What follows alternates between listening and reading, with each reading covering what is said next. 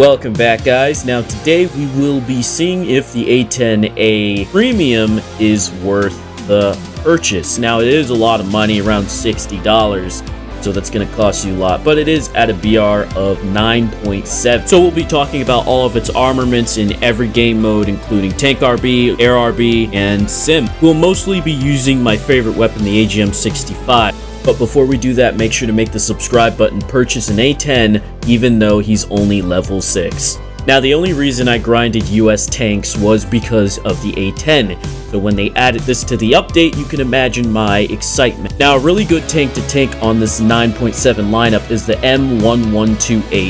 It has a 105mm cannon plus Generation 3 thermals, I believe, and a commander view with thermals, so it's extremely good at sniping, especially if you get the rangefinder. Another tank to get is the XM1, which is a premium, of course, so if you're willing to buy that or you already have it, this is a great tank to bring. Even though it's at 9.3, it will pack a punch. It's basically a go-kart with a 105mm cannon, and since it's 9.3, it will cost a little less spawn points to spawn in, giving your A10 the chance to shine. With that being said, let's start with Air RB. Now, the A10 faces CL-13s or teams with them, which is a bit of a problem since you have AIM-9Ls. Another thing is, it's a really decent aircraft to reverse with, because if people are going too fast, I mean, this thing's a glorified helicopter, so it's just going to stall right behind him, and then you can just hold the trigger and kill your opponent, set him on fire with a 30mm. Now, in terms of doing air-to-ground stuff, I don't really recommend the other stuff besides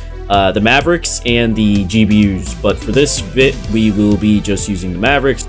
And you can see you just launch them at pillboxes and they will connect just fine.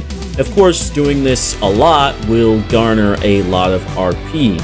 I don't recommend ground pounding in ARB with A10 though. Even though it's an A10, people will start seeing that and they're like, oh, it's a free A10, that means free kills. So when you do this, you're very exposed, and that is something to note. You need to play this aircraft extremely paranoid. You need to be checking everywhere. Like, you need to be looking out. In terms of the AIM-9Ls, they're pretty decent, although they have R60 syndrome and will go for flares the second anything is dropped. Like, quite literally, the pilot could throw a cigarette out of the cockpit and the missile will just veer off for that. It's insane, but I guess it's for balancing issues because AIM-9Ls are kind of overpowered.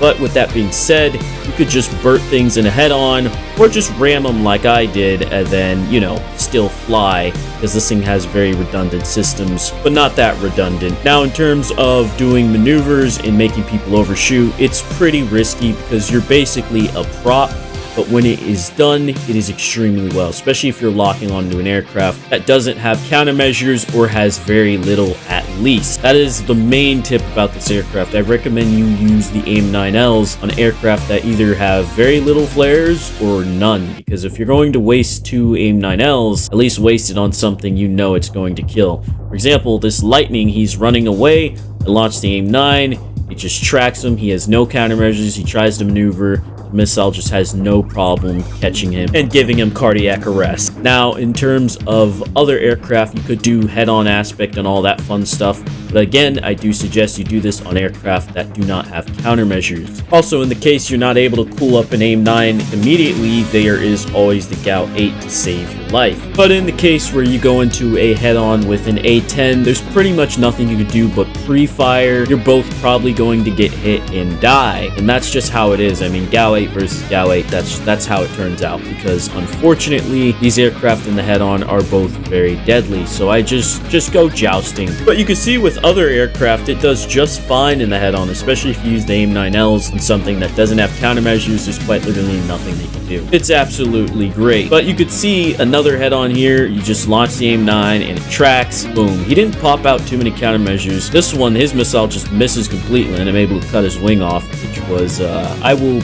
mock that up to luck, to be honest, because that missile is close. Now, in terms of simulator battles, it is pretty decent. The A10 could hold its own. You see, I just launch an AIM-9 on a J8 and it tracks. He doesn't see it, so he doesn't flare and he dies. In terms of Tank RB, this is where the A10 shines, because you could bring the default rounds. This is the default rounds, man. This is not ground targets. It's just the base rounds. You reduce the spawn point count. You can see this thing is just shredding up tanks, no problem. And if you get a down tier in this thing at 9-7 with the Gao-8, you're going to be slaughtering tanks, especially if you're facing the Germans and you're killing things such as Leopards or Leopard 2Ks. And, you know, small tip with the Leopard 2K, that thing is extremely dangerous if it sees you, because that 20 will shred your plane apart. Now, in the terms of this, you could see the AA shoots my wing off. I try to strafe him, but he's got spawn protection. And I'm actually able to keep flying with my wing gone because, again, this thing has very redundant systems. We end up winning the game, which is pretty neat. And again, as I stated before, I was using the default rounds. Now, you can see this round, I'm also using default rounds because I don't want to get spawn points for the ground targets. And you can see they do just fine. Like, they're destroying tanks, they're penetrating. If you hit the top armor, it's very soft up there, so it's going to do a number on the tank either way. See, this guy just dies, although I was on target a little longer than I'd like to be. See, it works just fine. I try to get a double kill there, but you know, my greed gets me killed. That's one thing about this. You cannot be greedy with your kills. Kill them and try to aggress as quick as possible, or at least get another kill on your way out, just as long as you're heading out away from dangerous AA. See here, just strafes, dead, easy. Now let's see how the GBUs work. Now these, you cannot be close to the ground doing all that fun stuff. You need to gain altitude. Dive on your target, turn on your ballistic computer, and just angle it right above your target, drop, and then pull up, because these are fire and forget. They will track moving targets, no problem, and they are a huge explosion. So whatever they're tracking, they're most likely going to kill them, even if they land a little bit offset.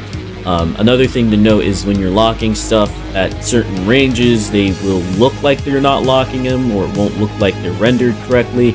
Don't worry, as long as they start tracking that area, just lob the bomb off and you know, retrack. I do not recommend doing what I did here. Here I tried to get 2 kills by locking both of them, but doing that, it made my other bomb go out of control because I nudged it a little. But luckily I was still able to get a kill. Now, in the terms of the AGM-65, these things are really fun.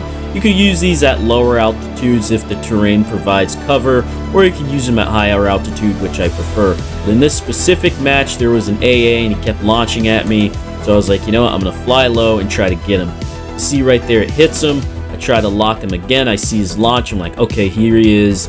I lock him, and I launch, and it still does not hit him this time. You see, he launches one at me too, but due to the terrain, he's still not able to track me all the way and kill me. I'm like, you know what, screw it, my AGMs aren't working, I'm just going to strafe him. He's fired 2 times, he's probably reloading, and it ends up working really well. So, you know, sometimes you got to improvise, and at lower altitudes, you're probably going to be using the gun a lot.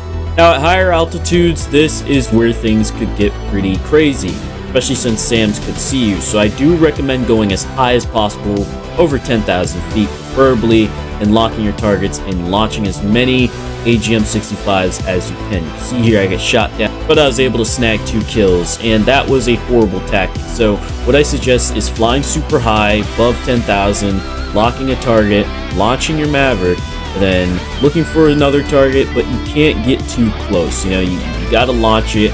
You're below 10,000, you're in a danger zone, so you need to pull off, then you can just watch your Mavericks. Oh, and here's the render bug. You can see there's no tank there, and it hits him, and it kills him, but there's no tank because it was too far.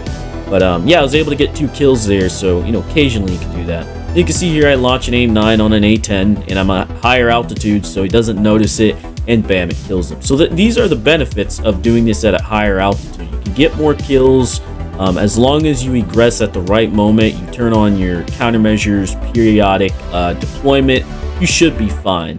And, you know, AAA is going to see you, but you're also going to see them. So you can conduct sort of seed missions or wild weasel missions and have them launch or start shooting rounds at you. And you're like, okay, so that's where the target is. I'm going to mark them, lock them, and launch. And it's a very good tactic, especially since they don't care. They will just keep shooting until rounds hit.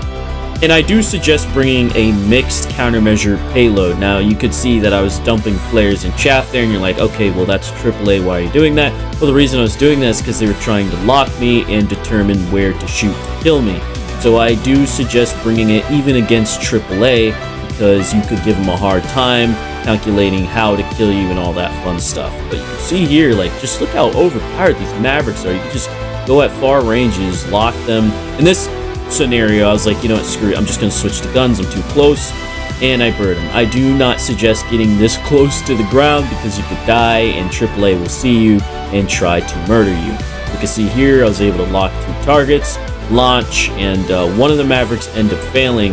But you could see like how overpowered this is. They just do not notice it. You know, it's a really good tactic to just fly high out of the range of anything that could kill you and just, you know, hit them. Now, of course, if a SAM spawns, you know, kill those first. Those are like the main priority target.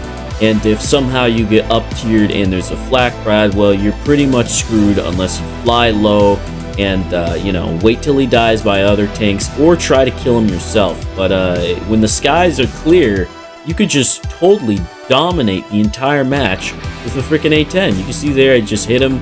He doesn't die, pop smoke. So I'm like, you know what? I'm switching to guns, and boom, he's dead. Ballistic computered him to death.